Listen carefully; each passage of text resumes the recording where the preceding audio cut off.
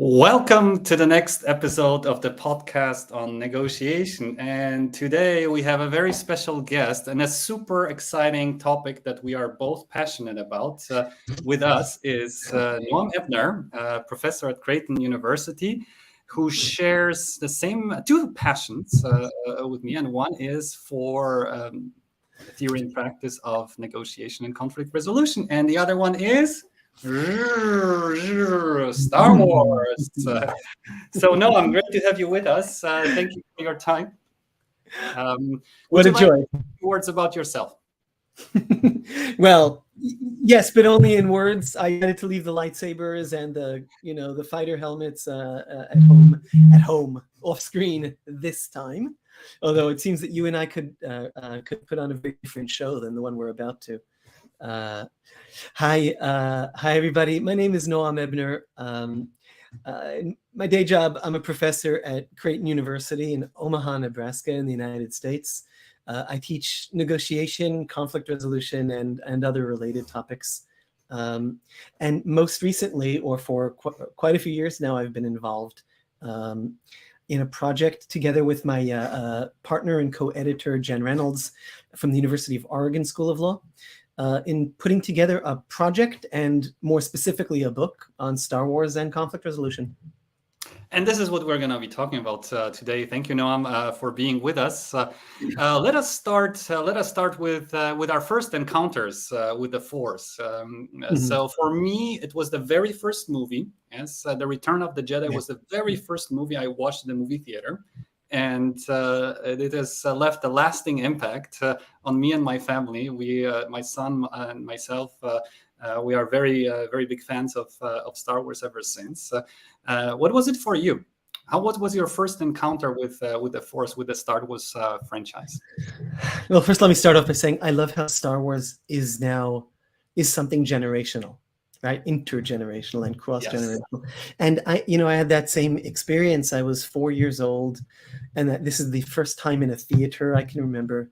It was in June 1977. My father took me and my older brother to a Star Wars. It was called Star Wars back then. It was before they named it A First Hope, right? So exactly. And it was just like you're sitting there, and suddenly this completely new and magical thing happens on the screen. And I have very vivid memory of this. Actually, I have very vivid memory of the second time I saw it. Apparently, he took me again that same summer. We must have loved it so much. The reason I know it's my second time is because I vividly remember in that opening scene when the Empire has captured Princess Leia's ship, and the stormtroopers had come through, and Darth Vader was about to come into the rebel ship, right? The first time you see Darth Vader. And I remember hiding down behind the theater seat in front of me because I knew who was going to come in and just how scary that dude is. So that's one of my earliest memories in life, is of me hiding under a seat and Darth Vader walking in. So a traumatic experience, and if you think about all the series, the original trilogy, the prequel, and what Disney has made out of it with J.J. Abrams sequels, do you have any favorites among those? Oh, well, first of all, I love it all. I don't get into the pre-Disney, post-Disney, the early. I just love it all. I'm in this for the story. I'm not in it for sort of the behind the scenes and and there's a lot of conflict going on in the fandom and in all. I'm in this for the story. And while there are things I might wish might have been done differently on sort of the production side, I'm not here to second guess the story. I'm only here to live with it and then think about it and how it pertains to me and lately how it pertains to our work. As a child, I always loved The Empire Strikes Back the most. What about you? Yeah, same. So I have two favorite episodes. I didn't like so much the prequels. To me, they were kind of how do I say this? How do I capture it in words? I wouldn't say unnecessary, because they explain, why certain things happened and how they evolved. Yeah. But they were not as dynamic as the original trilogy, and as Disney made the sequels. Yes, so I do understand their necessity, to understand the entire context. But for me, it's Empire Strikes Back, and obviously as a kid, I loved the Return of the Jedi with all the Ewoks, and Yeah. the happy ending of the entire what we thought. Yes, what we thought, right? And what a lesson that is, right? Even just jumping, I know I'm jumping ahead like to a conflict perspective. Like if let's say we're mediating conflict, or we're parties and we're looking at a conflict, and what we resolve then and there, it's only a moment in time. And like for parties, they have their prequel lives, but they also have their sequel lives. And we don't really know if it's over. We don't really know where they go from here. We don't even know, maybe someone's building a third Death Star out there, and we'll never hear about it. And part of our job is to be able to let it go, at least in the mediator role. And I often thought about that when the sequel movies came out, that suddenly everything is turned upside down again. And who knew, right? Yes, exactly. So knowing Disney and knowing that it's a for-profit organization, probably something tells me that there might be further episodes. So be it of the original Star Wars series, or I know that Mandalorian, the third season is coming up soon. So yes, I think Star Wars are here to stay, so to speak. And that's another important point. They're not only intergenerational, but sort of from the perspective of what we're going to talk about today. The fact that they're going to continue on for another generation is really, really important in the way it provides us with characters we can relate to, with conflict scenes we can talk about, with different types of biases that sometimes it's hard to speak about it when we're looking at humans, because then we're concerned about, are we insulting someone? Are we?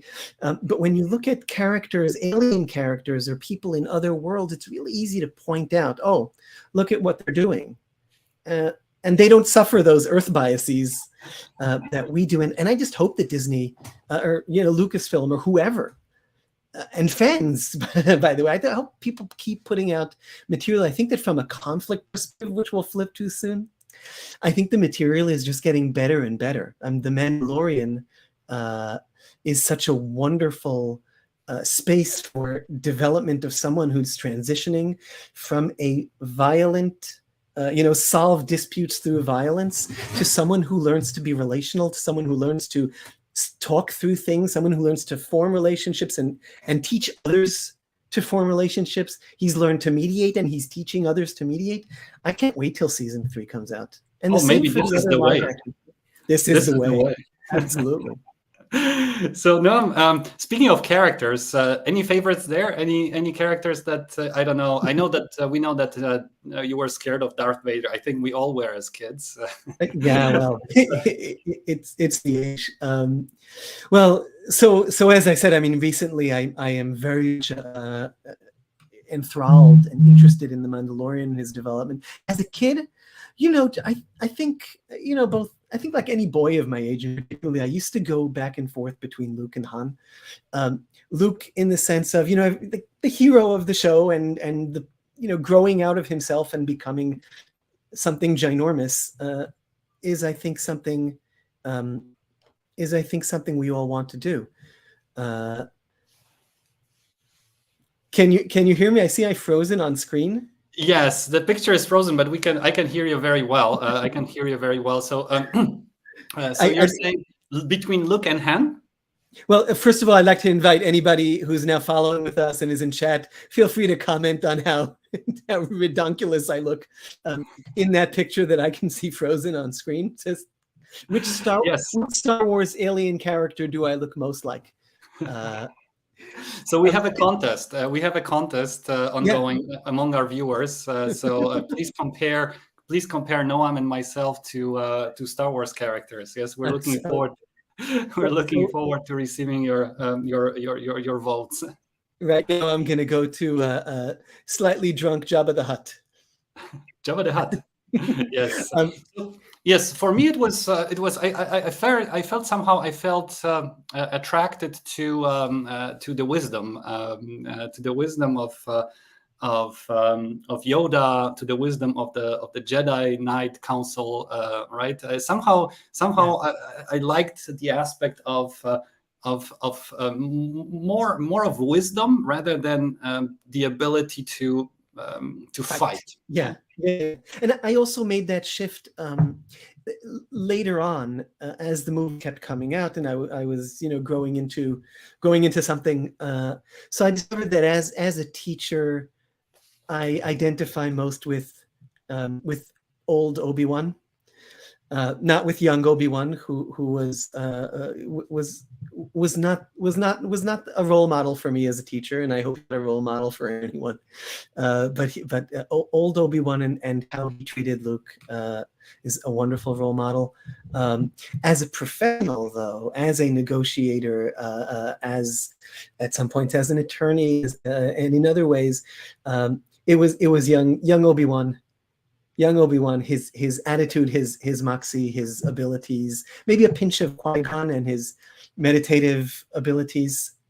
And as I'm speaking, it also strikes me that when I think of who I like, not necessarily who I identify most with, but who I see most as a potential role model for my kids, it's actually Rey. Right. Yeah. Why is that? Think about her character. She starts with nothing, and it's very clear that she starts with nothing. And the thing that she seeks more than anything else is she seeks to learn. And she's proactive in going out and seeking teachers. And she doesn't take no for an answer when seeking out people who can teach her. She forms alliances really easy, particularly for someone who's so hurt and so scarred as she is. She still manages to form alliances, and when even as she goes into a new world with structures that she doesn't understand around her, and all sorts of people, some of whom are legends, she sort of never loses her sense of self. It's pretty amazing because she goes around asking people, like, who am I and what is my role in all this? And she's carrying it with her all along. And I would wish that my kids would take some of that. Would it be helpful if you would drop me off the stream perhaps and then rejoin me into the stream? I was not. I guess I was not. I didn't dare to propose it. But let us double check. Go for it.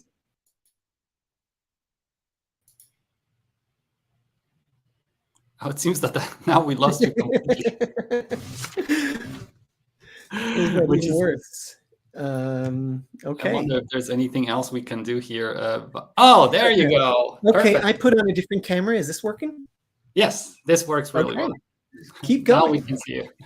Perfect. So, you as a Star Wars expert, maybe you can help me understand or interpret the meaning of the Force. Yes.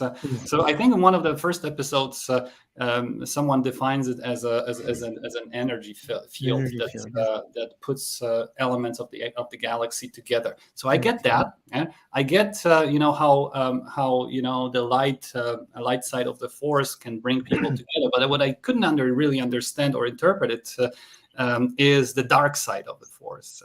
So how can a dark side of an energy that brings people together generate aggression, fear, the need to dominate, and so on? Yeah. So what is your interpretation of the Force?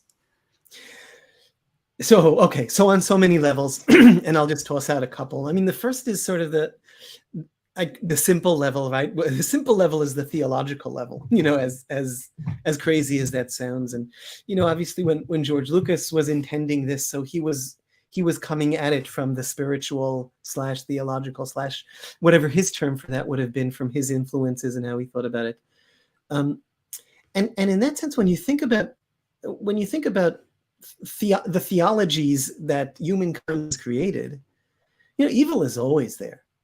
So in that sense, it's not surprising. And even the theologies that don't necessarily stress, like the struggle of struggle of dark versus evil, of dark versus light, of good versus Good, evil, evil. in sort of a mythological way that sort of set piece, good, bad. There's always the question of bad and of evil, and why does evil happen in the world, right? Look, I'm Jewish, and the question of, okay, there's Judaism doesn't really split things up between the good God and the evil devil. No, there's one God up there, right? And the question therefore is, okay, so if God is all around, and if God is the world, then where was God in Auschwitz, right? Where? And that is a staggering theological question. That has been a part of my life just as much and more, of course, than even Star Wars. And so when coming to Star Wars, so the question of how can evil play a role and be such a powerful force in it, sort of on that theological level, it doesn't surprise me at all. There's something that's sort of naturally off in the universe, and that is evil. But setting theology aside, when you think about it, sort of set spirituality and only look at it as I sometimes do, particularly as I grow older, seeing the force, let's talk less about the spiritual and how it connects everything in the universe, and only think about connections between people, right? And the work that we do and the ways in which we make this flow happen. Then we know that when we think about people and the good and the bad that they do, we know that humans are able to take all wonderful things that this world offers us, or that humans are able to develop, and use them for really awful things. And so one great example, I do a lot of work on online communication, online dispute resolution, settling disputes and negotiating via the internet. And so a lot of that work has to do with, how did humans take this amazing tool of the internet for knowledge and communication and turn it into a combat zone and a way to bash each other over the heads, just like with the first cave people and their clubs. So that is on my mind. But the same is also true for negotiation skills. You can use negotiation skills for good, and you can use them for great evil. And as writers and as teachers and as thinkers, we carry a certain burden of needing to think of how we're teaching and how we're thinking about it, and what our readers or what our thinkers are going to do with it. That's very real. That's true. Thank you, Noam, for your take on this. We got very philosophical in terms of the force in Star Wars. I didn't see that coming. Yeah. But it's good. So now tying it closer to our field, which you have already started doing. How did you come up with the idea of combining Star Wars and conflict resolution and negotiation? What was the triggering moment? Well, it was in my first mediation course that I took on this in law school. I knew, I want to write something on Star Wars. It was the prequels were just coming out, and I was studying. It was literally when they were coming out. In 1990, I started studying 1998. Words started coming, so it was very much on my mind. And then when I moved, and I practiced for a few years as a negotiator, as a mediator, and as I moved into academia, I said, hey, every so often I'd say, hey, I want to write something on this.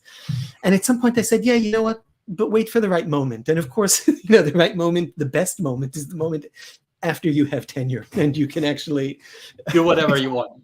Yeah, do whatever you want. And also know that this is the time at which actually you doing what you want is the best thing for you to be doing, right? For you, for the institution, for the field. This is where you stop repeating things that you've learned from other people and just incrementally building tiny bits. And it's when you start spanning and going outside and hopefully contributing new things. And so that's the point at which it really became like I really want to do this. And then I started conversations with Jen Reynolds, and we quickly realized we both had these thoughts for a long, long time, and we knew in a moment that we were going to do this, and we very solidly started planning this 4 years ago, and as soon as we started speaking about it, we realized that something had changed for both of us, that it's not just about doing it for fun, which would be the first, our first instinct was, oh, this is interesting and fun. But also that Star Wars is such a powerful everything, right? It's such a powerful story, and it's such a powerful vehicle. When you think about the hundreds of millions of people who have seen Star Wars around the world, over 3 generations, now starting a 4th, and maybe even further beyond, right? And who can talk about life, the universe, and everything while mentioning Star Wars characters, dynamics, conversations, buzzwords, right?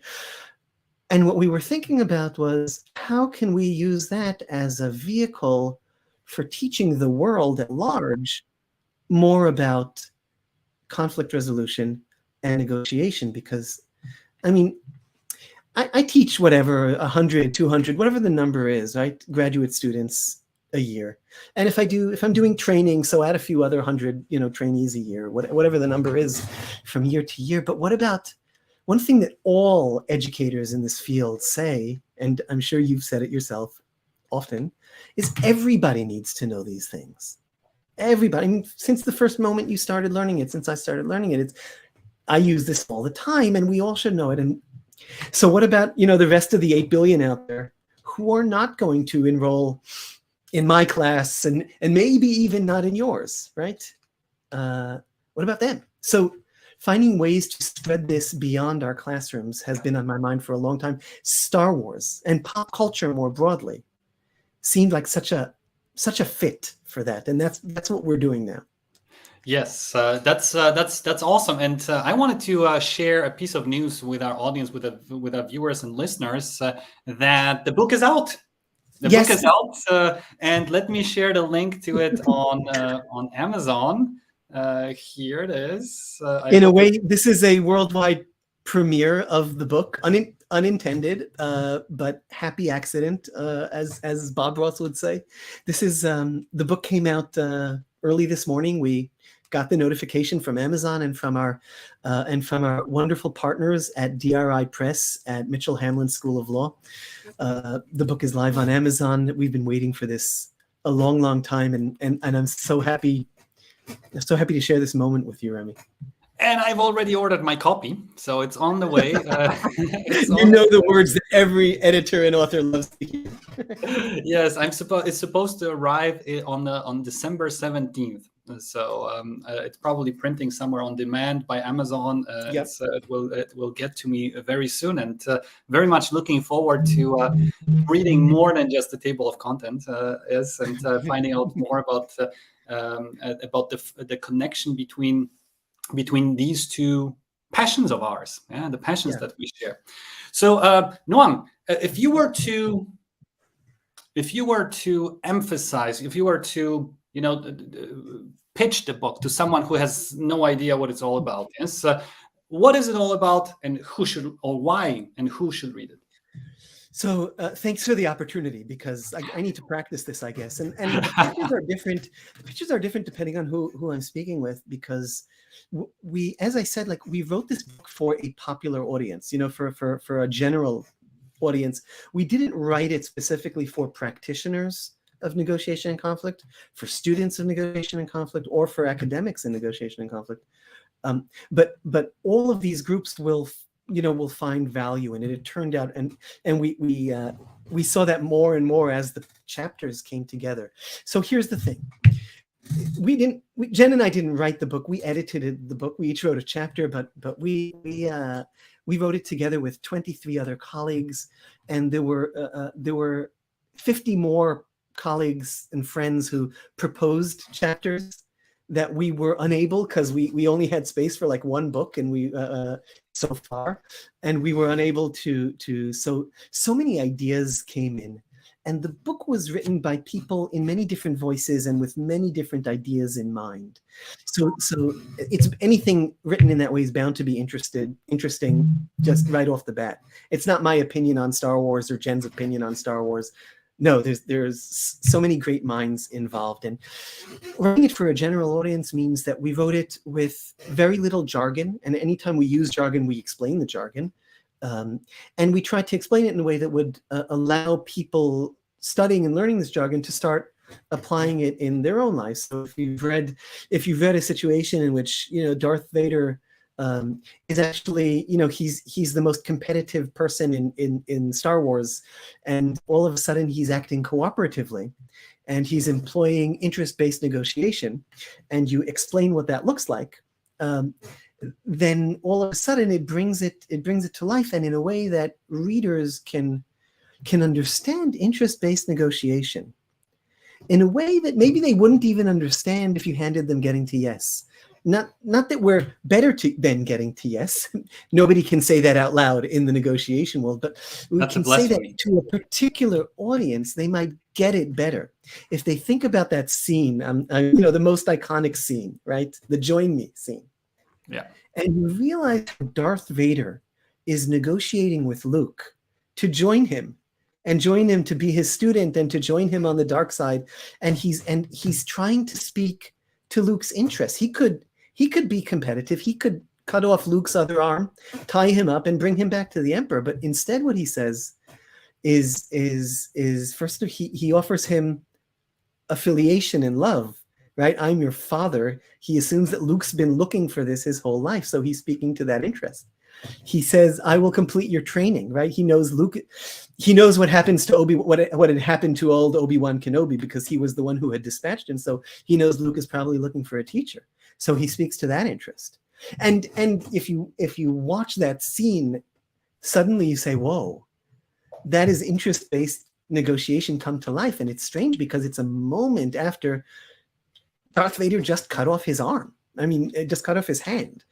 So it also gives you insight into the how we need to interweave, and often interweave, competition and cooperation together in a very real way in getting what we want and in negotiation. So it brings that all to life without needing to use too much jargon. So that's a pitch, and I would make it a lot shorter to a general reader. To a general reader, is, look, you're going to understand Star Wars in a way that you hadn't understood it before, because we're going to teach you something a little about conflict and negotiation. You're going to learn something new about that, but you're also going to learn something that you can use in your own lives.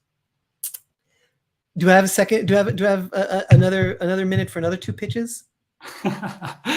if you need, go for it. Because to practitioners, I'd say, look, since we have so many topics in this book, they go far beyond whatever the sort of basic training course in any field is. So if it's a negotiation, sort of basic 5 to 10 to 20 hour training course, or a mediation 20 hour or 40 hour training course, or let's say one academic course in this, the topics in the book really go far beyond that. So even if you're a practitioner, a professional negotiator, or someone who negotiates for a living as a manager, as a lawyer, and even if you're a practicing mediator, we didn't start, but you will learn a lot of things that just weren't there in your initial training, and you do see them every day in your practice, and this will help name them and do them better. I've had that happen to me with my own practice in working on this book. And finally, for academics, one of the things that we had hoped is that when people start looking at Star Wars through our conflict lens, they'd not only come up with new ideas about Star Wars, they'd come up with new ideas about conflict and about negotiation. And we saw that right off the bat. And there are several chapters in the book that really, really go where negotiation and conflict research hasn't really gone, right? Just a really good example is a chapter by Deb Tsai and her daughter Emily, who wrote about the Han shot first, right? Han Solo shooting Greedo in episode 4, in what is a very preemptive attack. And of course, when George Lucas changed that scene so that Han Solo didn't shoot first, then there was a whole fan controversy about the things, because fans saw that as the essence of Han Solo's moxie, right? He doesn't take risks, he shoots first. So it's a very big thing in Star Wars. And you can look at that from a conflict perspective. There are so many ways to look at it. One way to look at it would be through a game theory approach to when do you shoot first, right? We talk about when do we compete, when do we cooperate, right off the bat. This chapter that I spoke about looked at from a conflict ethical perspective. Under which situations in conflict is it ethical to strike first? And most if you ask most conflict professors, sort of, when is it right to be preemptively harmful to others? The answer would usually be never. Sort of, that's the way, we often think about these things. But there's more to be said about conflict and about ethics than just that. Sometimes competition, and in fact, fierce competition, is both ethical and wise. And we need to understand that better, because otherwise we come off as sort of a nicey field, just trying to all get along, even when we should actually be looking at other things. There's a complete chapter there on a different chapter by Elizabeth and Robert Spradley on when is it wise to escalate conflict, not just to live with conflict, but to escalate it, and how can that serve proactively positive purposes. So there's a lot of new happening in conflict as a result of looking at it through Star Wars. Okay, I'll stop pitching. Thank you so much for this information. I'm so much looking forward to receiving and reading my copy. But now let's dare a thought experiment. Yes? Let's imagine the galaxy far away gives you a call and says, well, Noam, you've led a council of conflict management experts for 4 years. Now your task is to advise one of the party or both on whether it's possible to resolve the conflict that is emerging. Yes? In other words, was the war preventable? And if yes, what should have been done that wasn't? So in order to to end the war or stop it before it emerges. Now, for a moment, I went there into Machiavelli mode, thinking, "Oh, wait! If I'm going to advise the prince," and then I thought of this book by a lesser-known book by Roger Fisher and Andrea Schneider. Yes, but that's the first book. But the second book by Roger Fisher and Andrea Schneider and Elizabeth, I'm sorry, I can't remember her last name, which was called Beyond Machiavelli, which is about how can you take these notions, particularly notions on interest-based negotiation, but other notions from the negotiation field, and use them in an advisor role to the people who are at the table. So, wow, what a trip. So I think in that sense, one thing I think of is that I'm not sure that parties need us to help them, because some of them really get it. And I immediately thought of Padme saying, this war represents a failure to listen. And, that is one solid, good interpretation of both the war and also of what needs to be done in order to do a better job with it. So she says that, I think, in episode 3. In the Clone Wars, we see Padme Amidala actually make efforts to listen. We see her traveling to the separatists and just like sort of like Sadat going to Jerusalem and meeting with Begin and speaking to the Knesset. We see the same thing with her going to the separatist parliament and speaking with them. And she went there to listen. So that's sort of the first thing that came to mind. A second thing that comes to mind is to point out to leaders that use of force, it's always a slippery slope. You will always be, you see this throughout the prequels. So in the second and third movies, and of course throughout the Clone Wars, if you say, well, I'm just going to use force as a counter force and just to beat them just enough until we can get in control of the situation again. There's a slippery slope, and it will often snowball. And this is what what happened in the Clone Wars, that you just couldn't extricate yourself from the situation. There was no peaceful way out. It's what happened to America in Vietnam. It's what in different ways. It happened to Russia and Afghanistan. It happened to America and Afghanistan. It's happened in all sorts of different ways.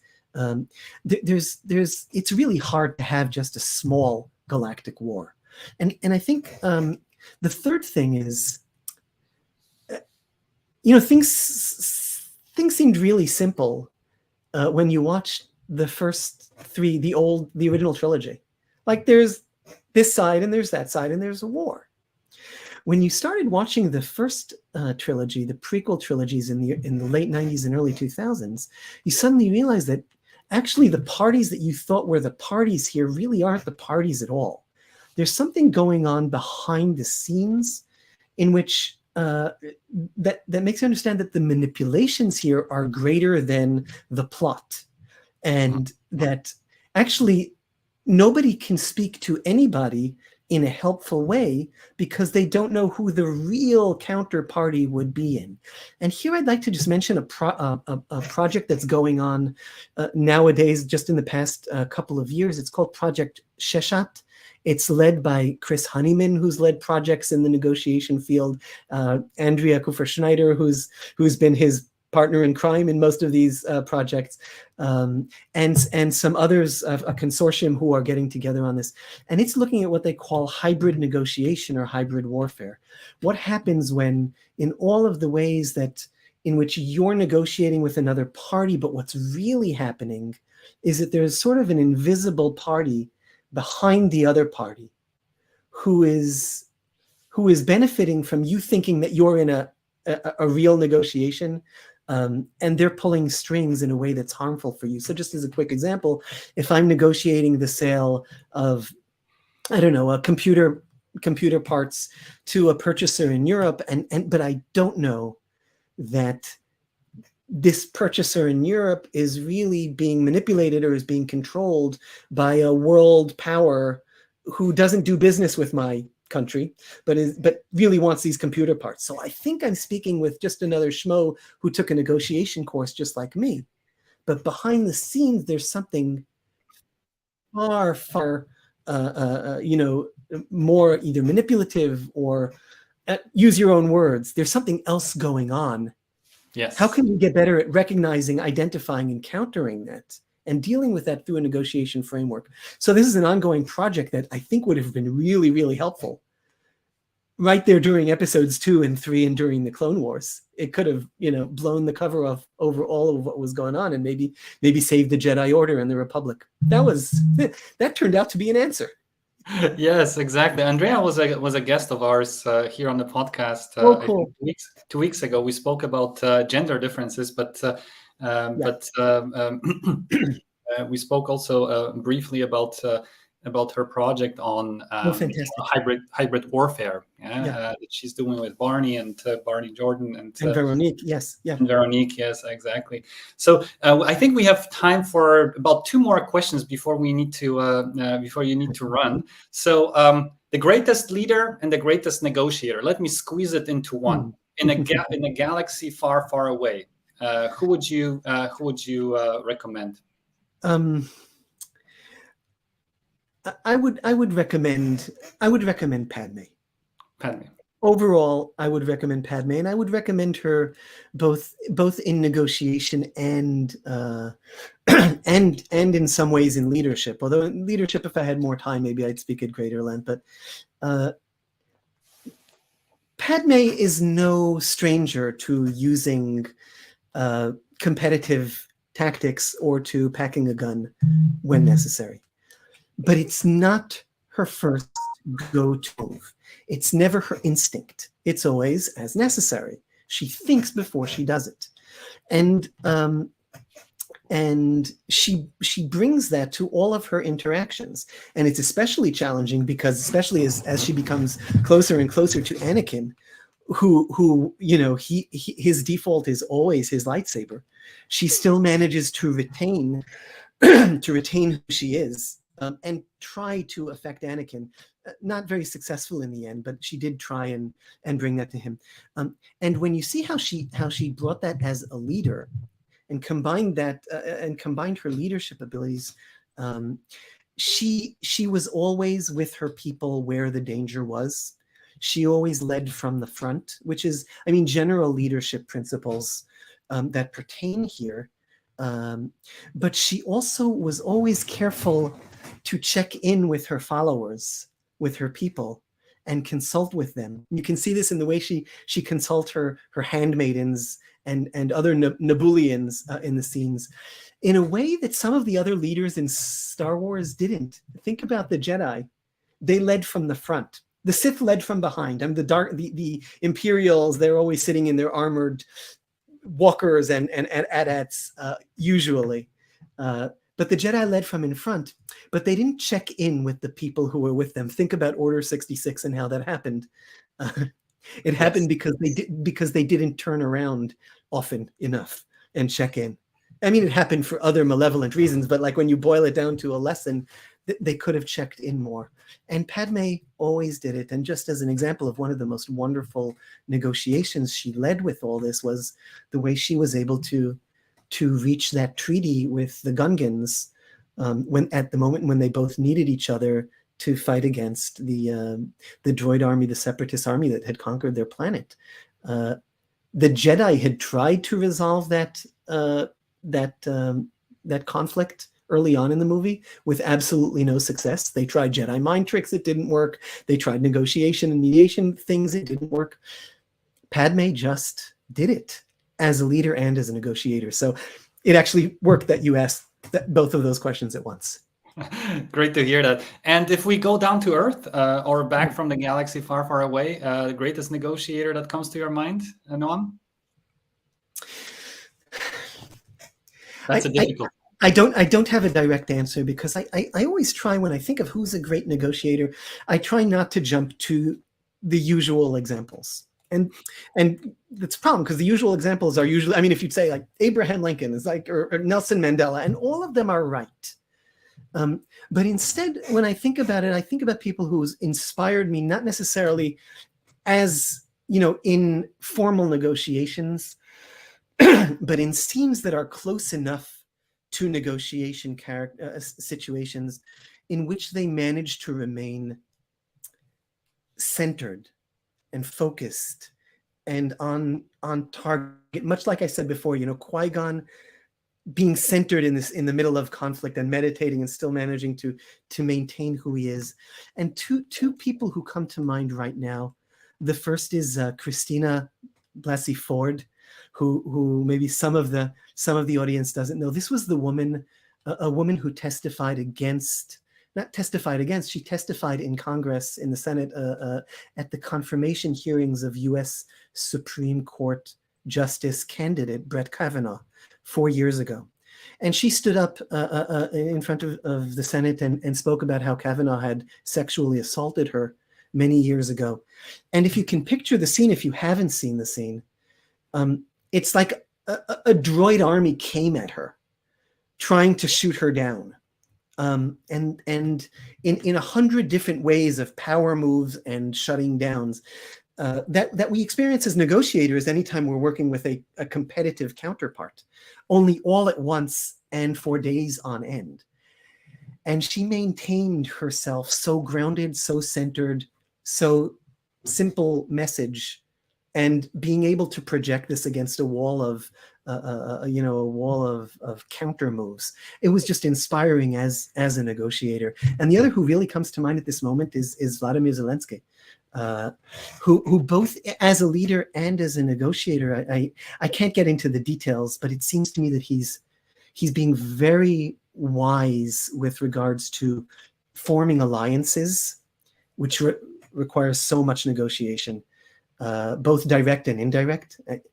It requires really intentional matters of timing, he's in the midst of a deadly conflict, and he's choosing his moments for when he intends to engage Russia about this. And it seems to me that he is thinking very, very strategically about when he is going and how he is going to do that in a way that will be most in the most opportune way for his people, in a way that we often don't see leaders thinking so strategically about that. So I'm both inspired by that and also really looking forward to seeing what develops. Hopefully, I mean, I say hopefully soon in the sense, just like anyone would say, I hope the bloodshed ends. But from a conflict and negotiation viewpoint, I hope he's very strategic and successful in choosing the best moment to do this, honestly, for all parties involved and for all of us. Yes, absolutely. Thank you, Noam, for sharing your wisdom with us. It's been great having you with us. Congratulations on your book. I look forward to receiving and reading my copy. And until the next episode, may the force be with you. May it be with you right back, and with everyone who joined in here. Thank you so much. There's enough force to go around. All right. Thank you so much. You guys take care. Thank you. Take care.